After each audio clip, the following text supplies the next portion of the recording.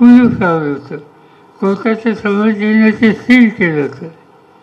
देशाचे प्रधानमंत्री राजीव गांधी झाले आणि त्यांनी हा प्रश्न कसा सोडवायचा म्हणून ज्या कुल्फाच्या आत कपाटात ही मूर्ती ठेवली होती त्या कुल्फाचा ताळा हा राजीव गांधींच्या हुकमाने शोधला आणि रामने या मूर्ती बाहेर काढण्यात आली.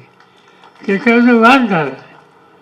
काही समाजाचे लोक म्हणायचे की आप काँग्रेस वाले आपने ताला क्यों खोला, ये झगड़ा सुरू हो गया, ताला खोला गया. पण त्यांचा गैरसमज होता. त्याच्यामध्ये राजीव गांधींची भूमिका स्वच्छ होती आणि ती करत असताना त्याच्यामध्ये चर्चा झाली होती आमच्या कमिटीमध्ये की 12वी वर्षी त्याचा उद्ध्वस्त केली गेली. त्याच्या जवळ त्या जागेवर त्या ठिकाणी मंदिर बांधावं आणि मुस्लिम समाजाच्या लोकांनी त्याला टोकाचा विरोध केला नाही. मार्ग काढण्याच्यासाठी त्यांची तयारी त्या ठिकाणी होत होती.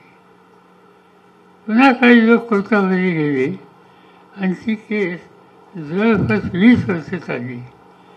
ती केस हल्ली तिचा निकाल 2 वर्षाच्या पूर्वी झाला आणि तो निकाल हिंदूंच्या बाजूने झाला. त्यावेळेला राम जन्मभूमी न्यास ही जी संघटना आहे त्यांनी हा मंदिराचा कार्यक्रम जाहीर केला.